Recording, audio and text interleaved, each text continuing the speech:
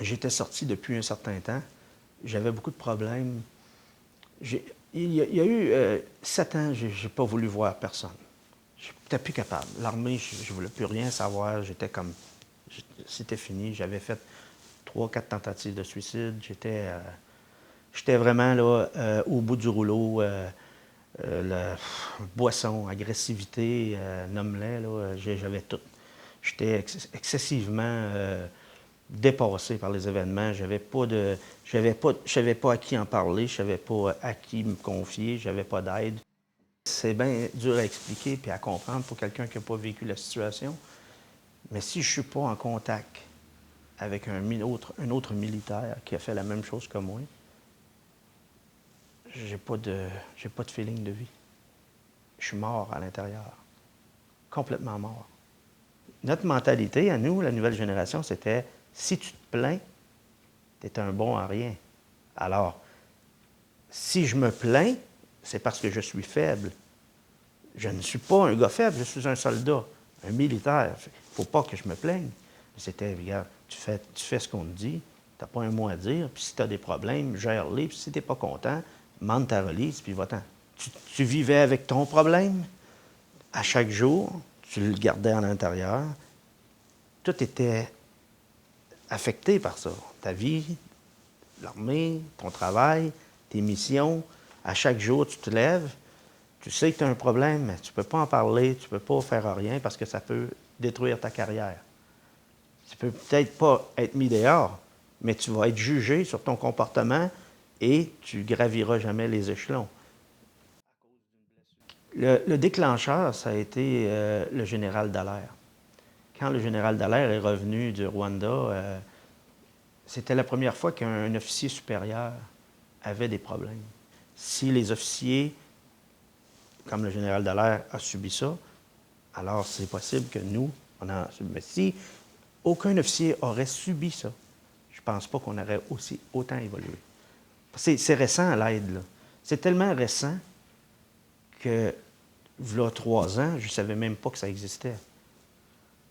Parce que quand avant, dans ma génération à moi, quand on allait faire une demande, il n'y avait pas de ressources. C'était vraiment aucune ressource, là. C'est zéro aide, là. Alors, c'est venu beaucoup avec les gars qui ont fait les dernières missions. Là, l'armée a commencé à comprendre, le système a commencé à comprendre que, oups, il faut faire quelque chose, là. Parce que ces gars-là, on les perd, là. Quand tu es malade, puis que là, toute ta vie s'écroule, là, tu dis, il faut que je fasse quelque chose.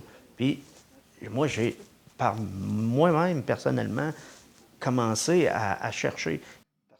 Le gros problème, c'est l'attente. L'attente entre le moment du diagnostic à l'hôpital Sainte-Anne et le règlement final Charlottetown. Et là, à partir du moment où le gars il envoie son dossier à Charlottetown, ça peut prendre 1 an, 2 ans, 3 ans. C'est jamais. Puis la plupart du temps, il va avoir des réponses négatives. Je pense que quand les papiers sont rendus à Charlottetown, les comités de docteurs qui examinent ces papiers-là, leur job, c'est de poser des diagnostics qui mettent en doute les diagnostics qu'on vient d'avoir par l'hôpital Sainte-Anne. Parce que c'est sûr qu'il y a un problème d'argent là-dedans. Moins tu reconnais de post-traumatique, moins tu reconnais de gens qui ont des affections à causer, à relier au service et les missions, moins le gouvernement va payer, c'est sûr. Moi, je ne suis pas contre l'armée, je ne suis pas contre le système. Le système, il est bien fait. C'est les gens qui sont à travers le système qui fait que des fois, c'est difficile à vivre. Je me suis dit, je dois avoir beaucoup de gars comme moi qui ont fait beaucoup de missions, qui se ramassés tout seuls, isolés. Et ces gars-là ne doivent pas être heureux parce que, justement, ils ont perdu tous les contacts. Puis, ils doivent se sentir comme no names, puis un peu loser parce que dans le fond, quand tu n'exerces plus ta vraie profession, c'est comme si tu te couperais les deux bras. Écoute, je vais te poser une question vite, vite. Nomme-moi 10 personnes alentour de toi, là, vite, vite comme ça, là, qui s'est enlevé la vie, que tu connais. Moi, je peux t'en nommer 15. Je peux t'en nommer 15 tout de suite, sans problème. Parce que on vit dans un monde où ce que c'est que on a atteint des taux d'adrénaline extrêmement hauts. On a été extrêmement haut. Quand tu reviens dans la vie civile, avec tout ton background, puis tous tes bobos, puis tes bébites, la vie, elle devient extrêmement plate. Parce que tu n'as plus ce challenge-là. Si tu n'es pas capable de te trouver quelque chose qui va te donner autant de feeling que qu'est-ce que tu as fait, et là, on s'entend que c'est pratiquement impossible, oublie ça. Tu vas te ramasser dans une impasse, puis tu vas dire « je suis bon à rien ». Quand j'ai pensé à faire le regroupement des vétérans qui ont fait des missions, je ne pensais pas que ça allait faire ça. Je pensais que j'allais regrouper 25, 30 gars, 40 gars. De fil en aiguille, on est au-dessus de 300 quelques maintenant, en un an. On a créé un besoin, il y avait un besoin. Un besoin que les gars se reconnectent. Puis, en se reconnectant, les gars se sauvent la vie par eux-mêmes. Parce que la chimie est hyper forte et ça redonne une énergie à tous. Et ça, moi, j'en suis très fier. Et de là, des gens m'approchent. Denis, un tel, te souviens-tu de lui? Et mon Dieu, ça fait 25 ans, je n'ai pas entendu parler de ce gars-là. Il est dans son sous-sol, il ne file pas, il est en train de dépresser. Qu'est-ce qu'on fait? Bien, on part, puis on va le chercher. On va jaser avec lui, puis on l'amène. On l'amène se faire soigner. Puis un an après, si le gars va mieux, bien, on est bien content. Avec l'organisation, ce que ça m'a permis, c'est d'avoir une approche avec des gens qui n'auraient jamais été demander de l'aide. Les gens, en me voyant, les militaires qui avaient des problèmes, il y a des problèmes d'agressivité, il y a des problèmes d'impatience, d'intolérance, il y a des problèmes physiques qui le minent par en dedans. Écoute, j'ai un contact à l'hôpital Sainte-Anne. Je pourrais peut-être... Je passe 4, 5, 6 heures au téléphone par jour. Des gars qui ont des problèmes.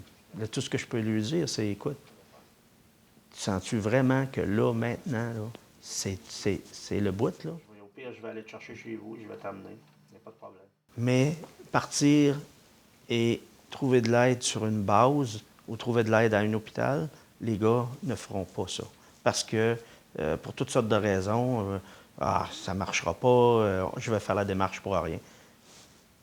Alors que, lors de rencontres avec ces gars-là ont travaillé avec moi, la plupart, ou me connaissent par autres, beaucoup plus confiants de venir me parler. Et me demander, toi, ils t'ont-tu aidé, Denis? Et j'ai dit, oui, ils m'ont aidé. C'est sûr que c'est pas facile. C'est sûr qu'il y a des délais. C'est sûr que, écoute, mais si tu as un problème, je vais t'emmener avec moi à Sainte-Anne. Je vais t'emmener pour rencontrer des gens qui vont peut-être t'aider. Ouais, mais ça va-tu être quelque chose est-ce que ça peut être dangereux pour moi? J'ai dit non, c'est vraiment correct. Et à la suite de ça, j'ai emmené peut-être 4-5 gars de moi-même, mais personnellement, à l'hôpital à Sainte-Anne. Les gars ont commencé à suivre les traitements, ont été diagnostiqués. Beaucoup étaient en gros problème. C'était pas le but en partant de l'organisation. Le but, c'était de se regrouper, de ne pas oublier qui nous sommes, de montrer qu'on a fait quelque chose, on est fiers, mais en même temps, ça a tellement grossi, ça a tellement apporté de gens. Maintenant, on voit des changements. Je vois des gens qui vont beaucoup mieux.